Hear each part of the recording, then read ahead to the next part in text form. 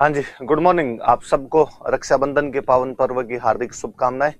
हम चौहान वंश पढ़ रहे थे, जिनके बारे में चंद बरदाई अपनी पुस्तक पृथ्वीराज रासो में लिखता है कि चौहान, चालुक्य, परमार और प्रतिहार ऋषि वशिष्ठ के आबू पर्वत की यज्ञ के अग्निकुंड से पैदा हुए थे। कालांतर में मोहनोत, नैन्सी और सूर्यमल मिश्रण उसका समर्थन करते हैं। पृथ्वीराज विजय, हमीर महाकाव्य, हमीर रासो, विग्रह चतुर्थ का अजमेर अभिलेख और गौरीशंकर हीराचंद ओझा उन्हें सूर्यवंशी बताते हैं। पृथ्वीराज सेकंड का हांसी अभिलेख और अचलेश्वर मंदिर का अभिलेख उन्हें चंद्रवंशी बताते हैं। बिजोलिया अभिलेख, चंद्रावती अभिलेख, कायम रसो नाम की पुस्तक और दशरथ शर्मा नाम के इतिहासकार जो है उन्हें ब्राह्मण बताते हैं। जम्स टोड, विलियम क्रुक और विलियम स्मिथ ने उन्हें विदेशी या सक्सिथियन बताया है। और रायपाल का शेवाड़ी अभिलेख उन्हें इंद्र का वंशज बताता है। बिजोलिया अभिलेख 1170 ईस्वी में पार्श्वनाथ मंदिर में सेठ लोलाक द्वारा लगवाया गया था, जो कि चौहान राजा सोमेश्वर के समय लगाया गया था, जिन्होंने इस मंदिर को रेवणा नामक गांव दान में दिया और उनकी उपाधि प्रताप लंकेश्वर है। यह अभिलेख गुणभद्र द्वारा रचा गया, केशव द्वारा लिखा गया और गोविंद द्वारा इसे खोदा गया था। चौहानों को वत्सगोत्रीय ब्राह्मण बताता है। इस अभिलेख के अनुसार चौहान राजा वासुदेव ने सांबर झील का निर्माण करवाया था और चौहान राजा विग्रह चतुर्थ ने दिल्ली को जीत लिया था। इसमें दिल्ली का नाम दिल्ली का है। इसमें नागौर को अहिछत्रपुर, जालोर को जाबालीपुर, मांडलगढ़ को मंडलकर, नागदा को नागहरित, बिजोलिया को विजयावली, उपरमाल को तवद्री और भीनमाल को श्रीमाल कहा गया है।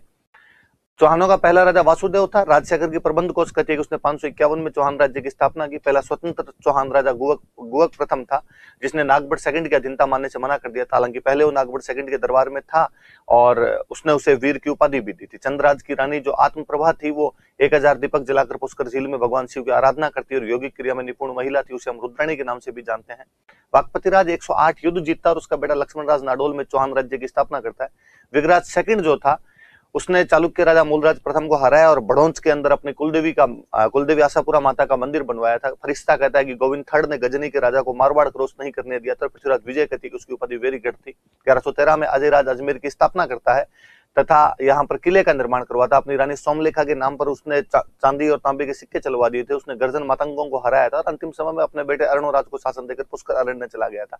अरुणराज जो था, उसने 1135 में तुर्कों को हराकर उसी जगह पर राणा सागर झील बनवाई। मालवा के नरवर्मन को हराया। गुजरात के जयसिंह सिद्धराज को हराकर उसकी बेटी कांचन देवी से शादी की और गुजरात की कुमारपाल चालुक्य से हार गया और अपनी बेटी जालन देवी का विवाह उसके साथ करना पड़ गया था। उसने पुष्कर में वराह मंदिर का निर्माण करवाया था। उसे उसके बेटे जगदेव द्वारा मार दिया गया था। जगदेव अपने भाई विग्रह चतुर्थ द्वारा अपदस्थ कर दिया गया। अब विग्रह चतुर्थ के शासनकाल को दशरथ शर्मा जो है अजमेर के चौहानों का स्वर्ण काल कहते हैं। वो कुमारपाल चालुक्य को रहता है, दिल्ली के तोमरों को हराता है, दिल्ली शिवालिक अभिलेख लगवाता है, जो कि अशोक के टोपरा अभिलेख के ठीक नीचे, जिसे फिरोज तुगलक दिल्ली में लगा देता है।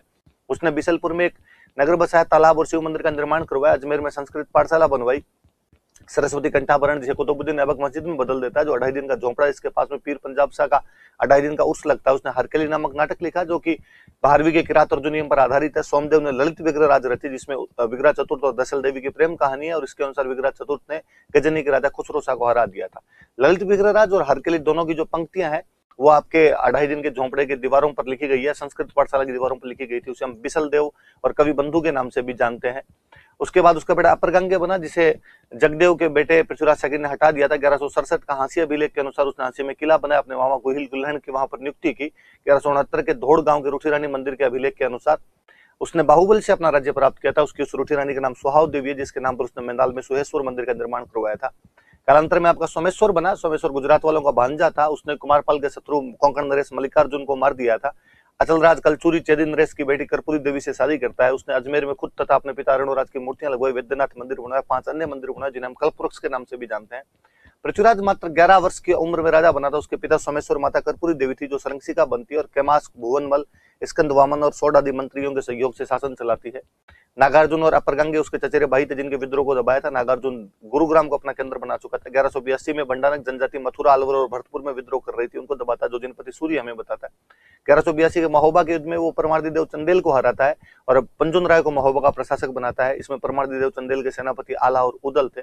1184 में नागौर के युद्ध में भीम सेकंड चालुक्य के साथ में आमने सामने होता है, जब आबू की परमार राजकुमारी छिन्न देवी को लेकर दोनों लड़ने लग जाते हैं, लेकिन जगदेव प्रतिहार ने उनके बीच संधि करवा दी थी। कन्नौज का राजा जयचंद गहेड़वाल और पृथ्वीराज चौहान के बीच में दिल्ली के उत्तराधिकार को लेकर, चंदेलों को जयचंद द्वारा दी गई सहायता को लेकर और जयचंद की बेटी संयोगिता के अपहरण को लेकर आपस में विवाद थे। 1191 के तराइन के पहले युद्ध में जब गौरी तबर हिंद पर अधिकार कर लेता है, पृथ्वीराज चौहान जाकर उसे हराता है, लेकिन 1192 के तराइन के दूसरे युद्ध के अंदर वह गौरी से हार जाता है। सिरसा के बाद सरस्वती नामक जगह से पकड़ा जाता है, मार दिया जाता है। हसन निजामी कहता है कि उसने कुछ दिनों तक गौरी के अधीन भी शासन किया था।